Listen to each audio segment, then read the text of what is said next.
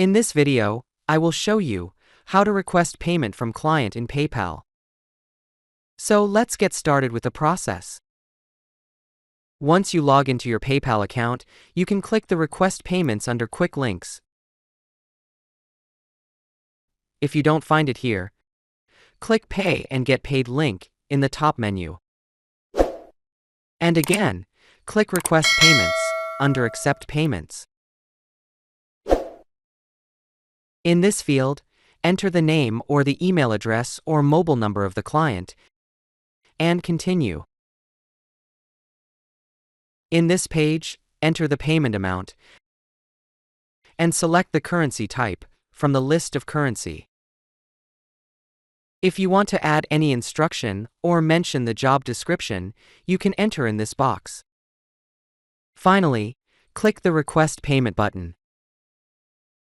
And done, request has been sent for payment to the client. With this, we have come to the end of this video. Please like, comment, and share my video if it was helpful, and do not forget to subscribe to my channel to get updates.